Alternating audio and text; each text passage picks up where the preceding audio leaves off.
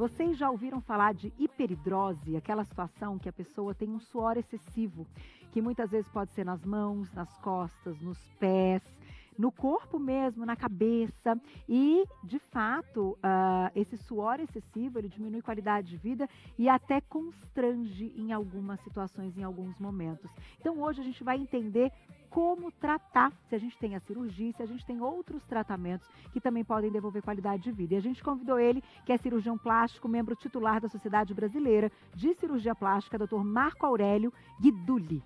Bem-vindo, doutor. Muito obrigado, Carol. Prazer. Para a gente falar de um assunto importantíssimo, já tem depoimento, mas até o pessoal de casa entender o que é de fato a hiperidrose, né? O que estimula, então, esse suor excessivo. Bem-vindo. Muito obrigado pelo convite. Transpirar é uma coisa normal, é fisiológico, faz parte do controle térmico do nosso organismo. Porém, existem algumas situações, como situações psicológicas, tem situações hormonais também, que podem culminar com o excesso de transpiração. Então, o grande problema da hiperidrose é o constrangimento que gera, limitação de convívio social. Então, as pacientes procuram a gente para esse tratamento justamente por essa limitação de convívio social. E homens e mulheres apresentam ali igualmente? Ou dá para dizer que mulheres apresentam mais por essa questão hormonal? Olha, a mulher ela costuma procurar mais ajuda médica, mas existem muitos homens também que têm esse tipo de problema. Vamos fazer o seguinte, então, vamos ouvir um depoimento. A gente tem aqui, ó, que a gente colocou o que é a hiperidrose, depois a gente deixa para vocês. Mas agora, coincidência, meu marido, Osvi, já fez essa cirurgia e vai contar um pouquinho para vocês. Olha lá. Oi, pessoal. Eu sou Osvaldo, marido da Carol, e por coincidência eu fiz uma operação de hiperidrose há 25 anos. Eu fiz em 2001.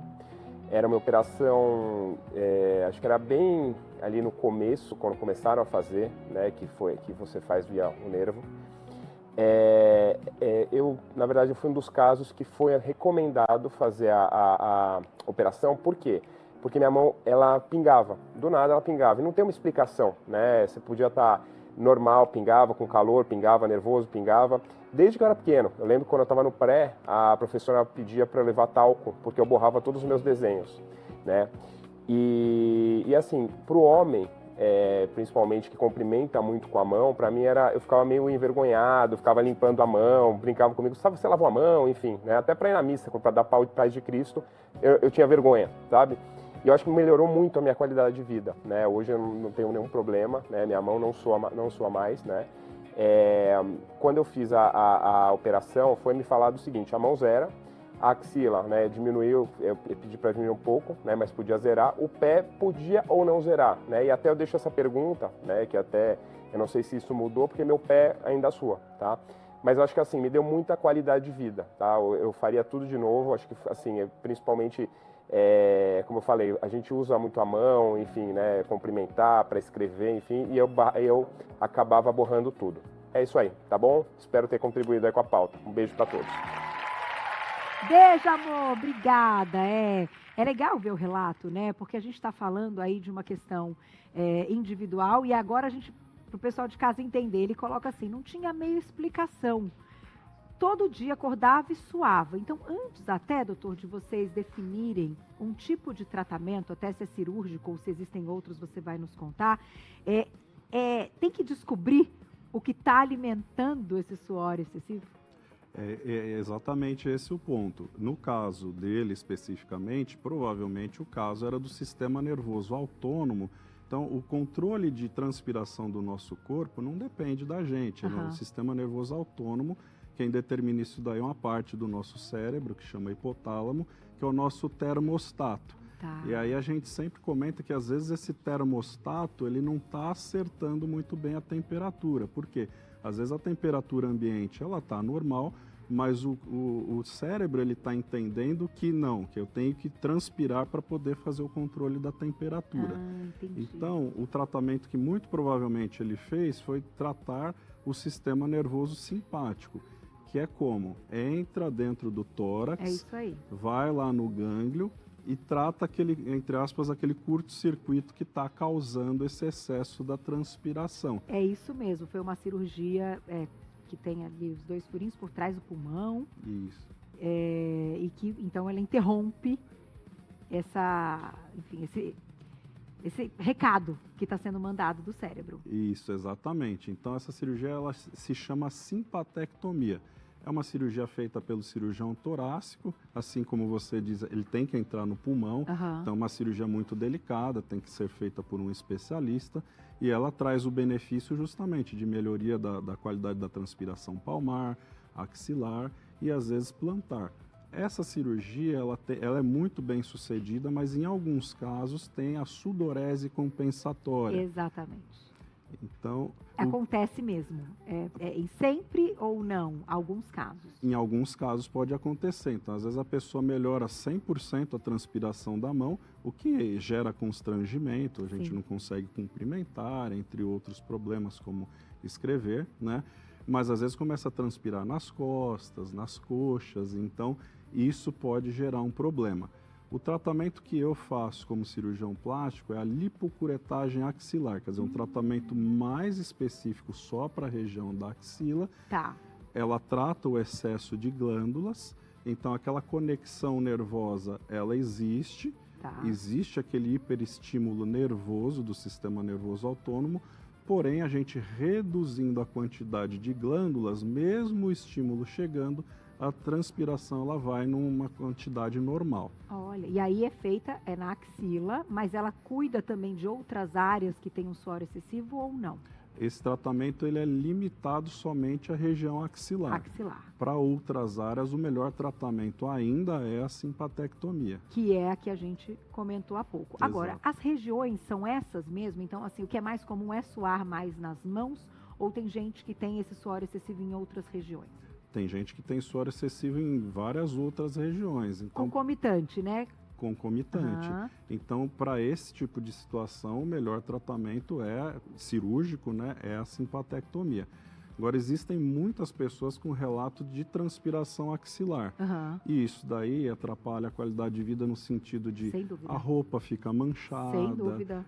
às vezes gera o odor da Uhum. transpiração, que outras regiões às vezes não geram, Sim, mas aí tem a bromidrose associada, que é o odor da transpiração, sem dúvida. E- Que com essa técnica você também consegue limitar. consegue melhorar bastante. Ah, que Então o legal. relato das pacientes é de uma melhoria acima de 80% com o procedimento. Tem até Olha, pacientes que nem utilizam mais o desodorante depois. Olha que legal. Exatamente. A gente tem essa tela também, ó, que a gente colocou que é hiperidrose, mas eu acho que tem uma próxima, né, Ocimar? Que é até para essa é axilar. A gente tem uma próxima que fala para quem é indicado. Então, ó, para quem tem o suor excessivo, um suor que não melhora, um impacto na qualidade de vida e que pode acontecer para homens e mulheres. Agora, doutor, meu marido relata desde a infância. É mais comum mesmo ou tem pessoas que vão desenvolver esse problema na fase adulta? Olha, alguns casos eles acontecem justamente nesse período mesmo, do final da infância Tá. para o início da adolescência, porque já começa uma mudança hormonal. Uhum. Então, essa mudança hormonal, ela provoca um excesso de transpiração. E em pessoas que já têm essa predisposição da hiperidrose, aí fica aquela quantidade excessiva que tem essa limitação social toda, mesmo limitação até mesmo física, às vezes não consegue escrever, né? Imagina, Então, vocês ouviram, gente, o relato? Que ele ia fazer um desenho, aí ele desenhava, aí caía o suor e borrava o desenho. justamente. Gente, imagina pensar. E aí a minha pergunta é se é genético, né? Eu tenho filho, até o momento não desenvolveu nada parecido. Mas e aí, doutor? Pode ter um fundo genético também? Ele tem uma correlação genética, sim, mas não tem aquela que, olha, eu tenho hiperidrose e meu filho obrigatoriamente vai ter a hiperidrose. Uhum. Então, justamente esse gatilho aí é um gatilho hormonal que pode acontecer na adolescência, mas também não é incomum acontecer no perimenopausa, então que tem uma outra alteração hormonal. Por isso que existe uma procura maior das mulheres, porque essa variação hormonal na mulher ela é um pouco maior do que no homem. Sim. Então, não é incomum eu ter pacientes na faixa aí dos 45, 50 anos me procurando também para fazer o tratamento da axila. Geralmente o lugar que acomete mais nessa fase tardia é a região axilar. É axilar. É. E aí é uma cirurgia longa, doutor? Se você quiser contar um pouquinho da cirurgia? Não, uma cirurgia tranquila, eu sempre faço em ambiente hospitalar. Aham. A pessoa chega, faz a cirurgia, um procedimento de aproximadamente 1 hora. Ela se recupera de uma sedação mais profunda que é feita, né? Então é feito com a anestesia local e uma sedação. É desconforto zero durante o procedimento, se recupera. Geralmente a pergunta que sempre fazem, né? Quando que pode voltar a trabalhar? A atividade física, né? Exato. Então depois de 2, 3 dias já está apta para voltar a trabalhar. Então é uma cirurgia que a gente fala que é a cirurgia da sexta-feira. Então faz numa sexta, na segunda já volta a trabalhar. Atividade física, exercícios com mais intensidade depois de 30 dias. 30 dias, 30 tá certo. dias. Aí o doutor mandou, gente, olha que legal, tem o passo a passo da cirurgia para vocês entenderem. É interessante, né? Porque eu acho que muitas mulheres e muitos homens sofrem com isso. Olha lá. Tem uma avaliação, tem a questão da anestesia, tem pequenas incisões, então, que são feitas, aí a remoção dessas glândulas e depois fechamento e finalização. Doutor, vou te fazer uma pergunta como você é cirurgião plástico. Dá para associar com cirurgia plástica uma cirurgia como essa? Porque daí a mulher fala assim, bom, deixa eu aproveitar, faço uma lipo, não é verdade? Vai tomar uma anestesia, coisa e tal, já faz tudo de uma vez, é possível? É sempre muito comum, eu também faço muita cirurgia mamária e o que acontece? Às vezes há transpiração na região da mama e na região axilar também. Então aquela combinação clássica da cirurgia mamária, a cirurgia de mama mais aquela lipinho da axila. Então é feito da gordurinha. Todo o contorno daquela gordurinha do sutiã. Às vezes a gente aproveita a parte dessa gordura para melhorar o decote do paciente, fica com um colo mais vistoso. E aí já aproveita que está lipando a gordurinha, a gente já faz a curetagem axilar e retira aquele excesso de glândula. Tá Então vendo? é uma combinação muito boa, porque já otimiza o tempo de recuperação. Eu estou ali lendo, já pensei, falei, nossa, já resolve alguns problemas, né? E eu ia te perguntar, doutora, a gente sabe também que tem uma outra técnica, que é a questão da toxina botulínica aplicada nessas regiões do suor. Ainda é feita, ela é efetiva para alguns casos, ajuda? Sim, a toxina botulínica ela é ótima, porque como tem aquele estímulo do sistema nervoso ali na glândula, ela bloqueia esse estímulo, porém é um bloqueio temporário. Então não é incomum termos que fazer uma nova aplicação a cada 6 meses da toxina botulínica. Então para quem não gosta de procedimento um pouco mais invasivo, é uma solução muito boa. Agora para aqueles pacientes que não querem aquela recorrência, que é um tratamento mais duradouro, se for também ver o custo, né, de fazer várias aplicações de toxina botulínica, financeiramente, pensando em resultado que dura praticamente a vida toda, vale a pena o investimento. Fazer a cirurgia, vale a né? pena.